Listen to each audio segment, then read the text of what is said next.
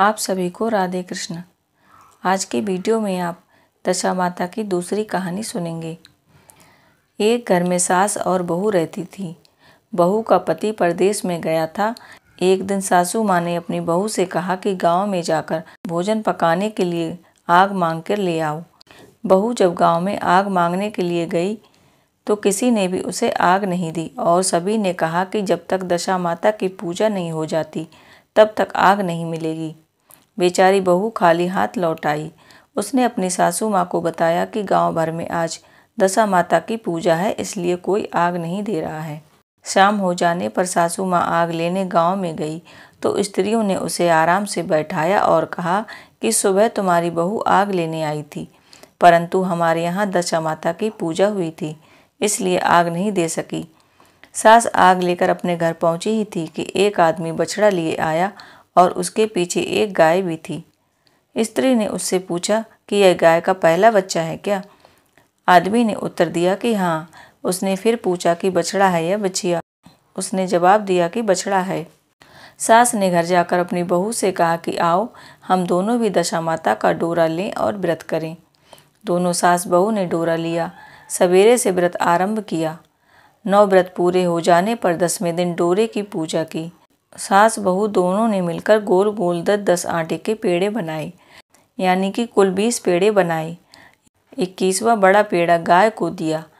पूजन समाप्त करके सास बहू दोनों अपने व्रत का पारण करने के लिए बैठे। उसी समय बुढ़िया का बेटा परदेश से वापस आ गया और दरवाजा खटखटाने लगा। आवाज़ सुनकर उसकी माँ ने सोचा कि अगर बेटा थोड़ी देर दरवाजे पर ही खड़ा रह जाएगा तो क्या हो जाएगा, मैं पारण करने के बाद दरवाज़ा खोलूँगी। इधर बहू ने आवाज़ सुनी तो उसे रुकने का साहस नहीं हुआ।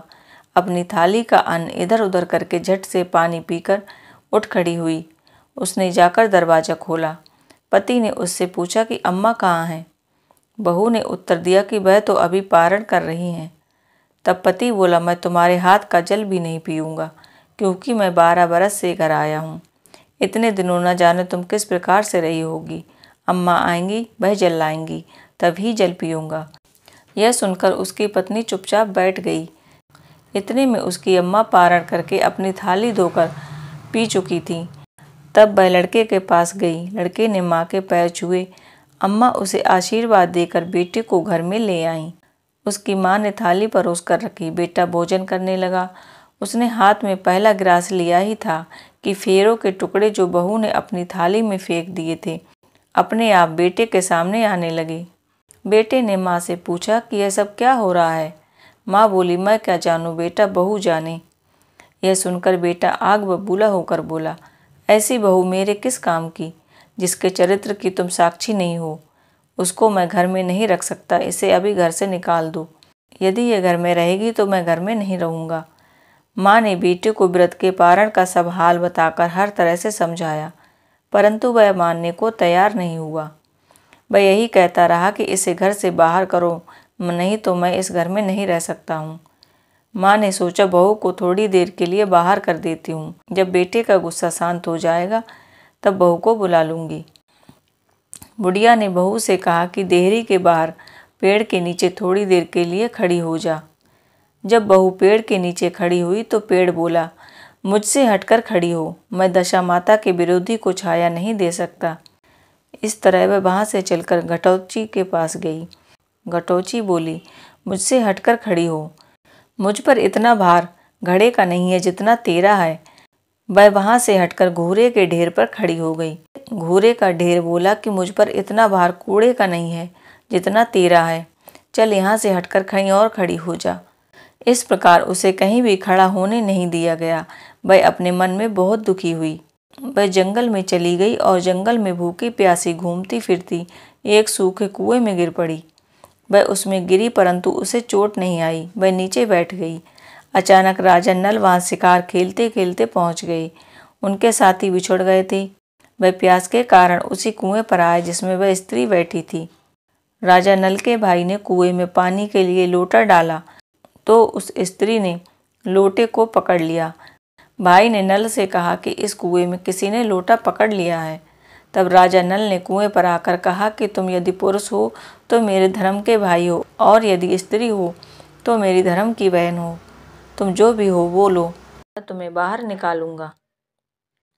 स्त्री ने आवाज दी और राजा ने उसे बाहर निकाल लिया। तभी हाथी पर बैठाकर राजधानी को ले गया।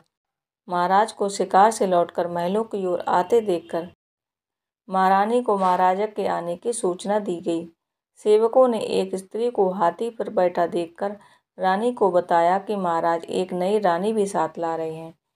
यह जानकर रानी बड़ी दुखी हुई। इतने में महाराज भी वहां आ गए।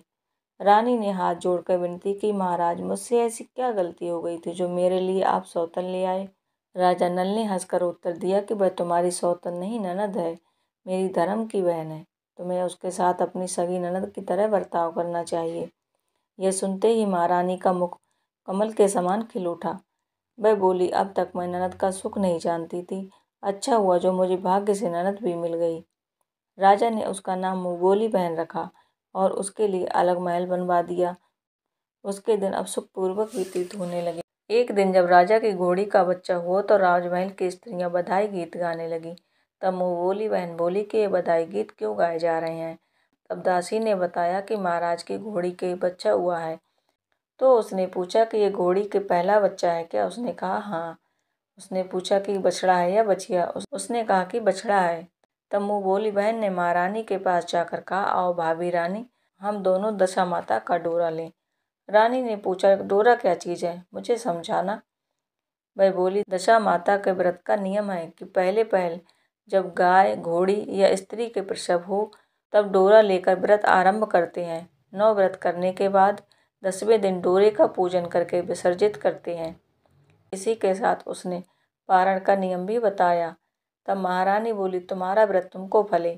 मैं पूड़ी और दूध की खीर खाने वाली रानी बनफरा गोले की पापड़ी कैसे खाकर रह सकती हूँ। मैं बोली, भाभी मुझे जो चाहे कह लो, परंतु व्रत के संबंध में कुछ मत कहना। मैं इसी व्रत के उल्लंघन के कारण मारी मारी फिर रही हूँ। मुंहबोली बहन ने श्रद्धा पूर्वक डोरा लिया। 9 दिन तक व्रत किए और 10वें दिन विधि पूर्वक पूजन किया। गोला फरा बनाए और संध्या को पारण करने बैठी। उसी समय उसके पति को अचानक कुछ प्रेरणा सी हुई और वह अपनी माता से आज्ञा लेकर अपनी पत्नी को ढूंढने के लिए चल दिया। घूमता फिरता वह राजा नल की राजधानी पहुंचा और अपनी पत्नी का पता लगाने लगा। उसने एक कुएं पर कुछ औरतों को बातें करते सुना। वो कह रही थी कि राजा की मुंहबोली बहन बहुत ही सुंदर, धर्मात्मा और सदाचारणी स्त्री है। उन औरतों की बात सुनकर साधु के वेश में राजा नल के मुख से मुंहबोली बहन के द्वार पर जा पहुंचा। वह उससे भिक्षा मांगने के लिए आवाज लगाई तो द्वारपाल उसे भिक्षा लेकर आया। उसने द्वारपाल से कहा कि तुम्हारे हाथों से भिक्षा नहीं लूंगा। अगर घर की स्वामिनी आकर अपने हाथों से भिक्षा देगी तभी ग्रहण करूंगा। द्वारपाल ने उससे कहा कि इस समय वह दशा माता के व्रत का पारण कर रही हैं। पारण समाप्त होने के बाद ही तुमको भिक्षा दे सकेंगी। वह चुपचाप इंतजार करने लगा। पारण कर लेने के बाद वह मुट्ठी भर मोती लेकर आई, परंतु सामने अपने पति को पल्ला फैलाए देखकर मुस्कुराती हुई लौट गई। दोनों ने एक दूसरे को पहचान लिया था। महारानी ने अपनी ननद को मुस्कुराते हुए देखा तो पूछा कि आज तक मैंने तुम्हें मुस्कुराते हुए नहीं देखा और इस साधु को देखकर आज मुस्कुराने का क्या कारण है। मुंहबोली बहन ने उत्तर दिया कि वह साधु हमारे घर का है। रानी ने पूछा, तब वह ऐसे क्यों आया है। उसने कहा, वह अभी मेरा पता लगाने आया है। महारानी ने राजा नल से कहा, तुम्हारी मुंहबोली बहन के घर के लोग आए हैं। राजा ने कहा कि उनसे कह दो कि अभी यहाँ से घर जाकर वहाँ से अपनी हैसियत से आएं, तब मैं बहन की विदाई करूँगा। अब उसका पति घर जाकर अपनी माँ से बोला कि माँ, तुम्हारी बहू राजा नल के यहाँ उसकी बहन बनकर रह रही है। वह रोज सदाचार व्रत करती है और नियम धर्म का पालन करके जीवन बिताती है। तब उसकी माता ने उसे आज्ञा दी कि बहू को लिवा लाओ। वो गाजे बाजे के साथ डोली लेकर राजा की राजधानी को चल दिया। राजा ने उसका स्वागत किया और कुछ दिन मेहमानी के बाद अपनी बहन को विदा कर दिया। राजा की बहन जब अपने घर जाने लगी तो उसके पीछे पीछे राजमहल का सारा धन वैभव भी चला गया। राजा की बहन अपने पति के साथ आनंद से रहने लगी, परंतु राजा नल और रानी का बहुत बुरा हाल हो गया। राजा नल ने रानी से कहा, अब यहाँ रहना ठीक नहीं है, हमें दूसरी जगह चलना चाहिए। रानी पतिव्रता स्त्री थी, उसने राजा की आज्ञा मान ली। चलते चलते एक गांव के पास पहुंचे। वहां पर बेरी के पेड़ पर बेर लगे हुए थे। राजा रानी बहुत दिनों से भूखे थे। उन्होंने बेरों को उठाया तो वो लोहे के हो गए। इस प्रकार राजा रानी जिस वस्तु को हाथ लगाते वह कंकड़ पत्थर में बदल जाती थी।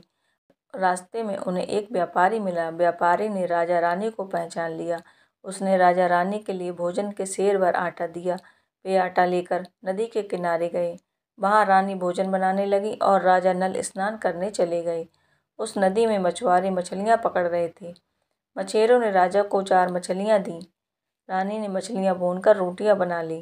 राजा नल भोजन करने बैठे तो रोटियां ईंट में बदल गईं और मछलियां उछलकर नदी में चली गईं। वहां से चलकर राजा रानी अपने मुंह बोली बहन के यहाँ गए। जब बहन को पता लगा कि भाई भाभी आए हैं तो उन्होंने सेवकों से पूछा कि किस तरह से आए हैं। सेवकों ने कहा कि भिखारियों के हाल में आए हैं। यह सुनकर उसे बड़ी लज्जा आई और उसने एक कुम्हार के घर उनको ठहरा दिया। शाम को थाल सजाकर बहन स्वयं भाभी से मिलने के लिए कुम्हार के घर आई। उसने भाभी के सामने थाल रख दिया तो भाभी ने कहा कि इस थाल में जो कुछ भी है उसे कुम्हार के चकवे के नीचे रख दो और चली जाओ। ननद थाल का सामान चकवे के नीचे रखकर चली गई। थोड़ी देर के बाद राजा ने रानी से पूछा, कहो बहन आई थी, कुछ लाई थी क्या? रानी ने कहा, आई तो थी, पर जो कुछ भी लाई थी मैंने इस चक्के के नीचे रखवा दिया है। राजा ने वहां देखा तो वहां कंकड़ और पत्थरों के सिवा कुछ भी नहीं था। राजा समझ गया कि यह हमारी बुरी दशा का फल है। अब राजा रानी वहां से चलकर अपने मित्र के घर गए। मित्र ने भी अपने सेवकों से पूछा कि कैसे आए हैं, तो उन्होंने बताया कि भिखारियों के हाल में आए हैं। मित्र ने कहा, कोई बात नहीं, जैसे भी आए हैं अच्छे आए हैं। मित्र ने रात में राजा और रानी को एक कमरे में ठहराया तो रानी क्या देखती हैं कि एक खूंटी पर हार टंगा था, लेकिन वो देखते ही देखते गायब हो गया। राजा ने सोचा यहाँ से चुपचाप भाग चलना चाहिए, नहीं तो सवेरे होकर चोरी का कलंक लगेगा। तब मित्र को क्या मुंह दिखाएंगे। बेचारे राजा और रानी वहां से उठकर जंगल की तरफ चले गए। दोनों चलते चलते एक दूसरे राजा की राजधानी में पहुंच गए। वहां अतिथि और भिक्षुओं को दान दिया जा रहा था। वे दोनों भी दान लेने के लिए पहुंचे, परंतु दान देना बंद हो चुका था। वहां के अधिकारियों ने कहा, यह लोग न जाने कहाँ के अभागे आए हैं कि इन्हें देने के लिए अब कुछ भी नहीं बचा, फिर भी इन्हें एक मुट्ठी चने दे दो। उन्होंने इस प्रकार अनादर के साथ दान लेना स्वीकार नहीं किया और कहा कि ऐसी कंजूसी है तो दान देने की क्या जरूरत है। दान देने वाला बोला, यह तो बड़ा ही घमंडी भिक्षुक लगता है, भीख भी मांगता है और गाली भी देता है। इनको हवालात में डाल दो। और दोनों को कोठरी में बंद कर दिया गया। जिस कोठरी में राजा रानी बंद किया गया था उसी के पास आम रास्ता था। एक जमादारनी राजा की गुड़साल साफ कर रही थी। एक दिन वह बहुत देर से निकली। रानी उससे पूछने लगी, आज तुम्हें इतनी देर कैसे हो गई? वह बोली कि राजा की घोड़ी ने बछड़े को जन्म दिया है। तब रानी पूछने लगी कि यह उसका पहला प्रसव है? जमादारनी ने कहा कि हाँ, उसका पहला प्रसव है। यह सुनकर रानी ने राजा से कहा, एक बार मैंने तुम्हारी मुंह बोली बहन के डोरे का अनादर किया था, उसी दिन से हमारी दशा बदल गई। मैं आज दशा माता का डोरा लेना चाहती हूँ। राजा ने कहा, परंतु यह पूजा की सामग्री कहाँ से आएगी? उसके नियम धर्म का पालन कैसे होगा? रानी ने उत्तर दिया कि दशा माता ही सब कुछ करेंगी। मैं तो उन्हीं का नाम का डोरा लूंगी और जो होगा सो देखा जाएगा। रानी ने एक तार राजा की पगड़ी से और एक तार अपने आंचल का लेकर डोरा तैयार किया और उसी समय से व्रत करने लगी। थोड़ी देर में ही वह राजा अपनी घोड़ी को देखने के लिए उसी रास्ते से निकला तो राजा नल और उसकी पत्नी को देखकर पूछा कि ये लोग कौन हैं, इनका क्या अपराध है? पहरेदारों ने कहा, ये भिक्षा लेने आए थे, परंतु आशीर्वाद देने के बदले गालियां दे रहे थे, इसी कारण इनको कैद कर दिया गया है। कहा, यह तो कोई अपराध नहीं है, इनको मनोवांछित भिक्षा मिलनी चाहिए। की आज्ञा से उसी समय दोनों को कोठरी से रिहा कर दिया गया। उनके पांव में पद्म और माथे पर चंद्रमा देखकर पहचान गया कि यह तो राजा नल और रानी दमयंती हैं। इस पर उसने दोनों हाथ जोड़कर राजा से क्षमा मांगी और हाथी पर बैठाकर अपने महल में ले गया। कुछ दिन तक राजा के यहाँ रहकर दोनों राजसी ठाटबाट के साथ राजधानी की ओर चल दिए। रास्ते में पहले अपने मित्र के यहाँ गए। मित्र ने राजा नल के आने की खबर सुनी तो लोगों से पूछा, कैसे आए हैं? तो लोगों ने कहा कि राजसी ठाटबाट के साथ आए हैं। मित्र ने कहा, अच्छी बात है, आने दो। मेरे लिए तो जैसे पहले थे वैसे ही अब भी हैं। मित्र ने उनको आदर सत्कार के साथ उसी स्थान पर ठहराया जिस स्थान पर पहले ठहराया था। आधी रात के समय रानी ने देखा कि हार खूंटी को उगल रहा है। रानी ने राजा को बताया और राजा ने अपने मित्र को बताया।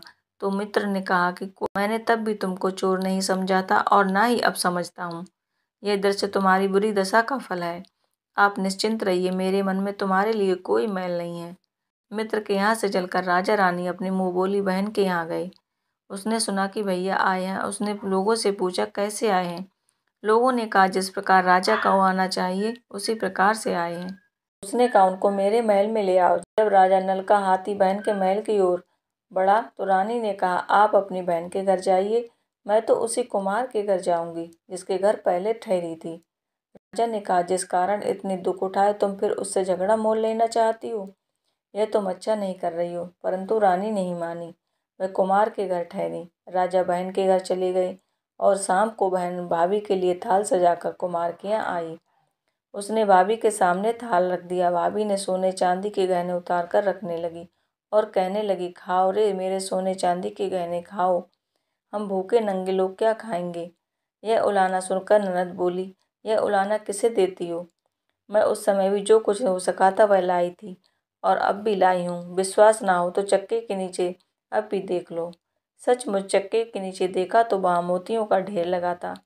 रानी यह सब देखकर सन्न रह गई। बोली ननद जी तुम्हारा कोई दोष नहीं, यह तो हमारी बुरी दशा का परिणाम है। वहां से चलकर राजा सूरा गाय के पास आए। गाय ने सेना सहित राजा को भरपेट दूध पिलाया। वहां से आगे चलकर वे नदी के तट पर पहुंचे और पड़ाव डाला। भोजन बनवाया गया। जब राजा भोजन करने बैठे तो उसी समय नदी में उछलकर गिरी हुई भुनी हुई मछलियां अपने आप थाली में गिर पड़ी और वे रोटियां जो ईंट की बन गईं वे फिर से रोटियां बन गईं। राजा ने कहा यह सब क्या हो रहा है, कुछ समझ नहीं आता। अब राजा रानी अपनी राजधानी को आगे बढ़े। जब राजा की फौज अपने नगर के समीप पहुंची तो वहां के लोगों ने सोचा कि कोई बाहर का राजा हमारी राजधानी पर आक्रमण कर रहा है। इस कारण वे लोग घबरा गए। वहां के लोग नजराना लेकर राजा के मिलने के लिए गांव के बाहर आए, परंतु यह क्या, यह तो अपने राजा हैं। लोगों की प्रसन्नता का ठिकाना नहीं रहा। वे भक्ति के साथ महाराज के आगे चलकर उन्हें महल में ले गए। राजा रानी ने महल में प्रवेश किया और रानी ने तुरंत दशा माता की पूजा का प्रबंध किया। रानी ने पूजा में सभी सौभाग्यवती स्त्रियों को बुलाया। भगवती के भोग के लिए सब प्रकार के पकवान बनाए गए। आटे की 10 बतिया, 10 शक्कर की गुजिया, 10-10 अटवाइयाँ सुहागनों के आंचल में डाली। सुहागनों का श्रृंगार करके दशा माता की पूजा आरंभ हुई। कलश स्थापित करके दीपक जलाया गया, परंतु दीपक की बत्ती नहीं जली। इस पर पंडितों ने कहा कि कोई न्योता पाने वाला न्योतने को रह गया है, याद किया जाए। याद करने पर रानी को याद आया कि मैंने मुँह बोली बहन को तो न्योता नहीं दिया। पंडितों ने कहा उसे फौरन बुलाया जाए। राजा ने अपना दुरंतगामी रथ भेजकर अपने मुँह बोली बहन को बुलवाया। उसके आते ही कलश का मणिक दीपक जल उठा और बड़ी धूमधाम से पूजा की गई। अंत में सुहागनों को भोजन कराकर विदा किया गया। उसी समय राजा ने आज्ञा जारी की कि मेरी प्रजा सब लोग दशा माता का व्रत किया करेंगे। हे भगवती दशा माता, आपने जिस प्रकार राजा नल और रानी दमयंती पर कृपा करी उसी प्रकार सभी पर कृपा करना। आशा करती हूँ आज की वीडियो आपको पसंद आई होगी। अगर आज की वीडियो आपको पसंद आई हो तो वीडियो को लाइक और चैनल को सब्सक्राइब कीजिएगा। राधे कृष्ण।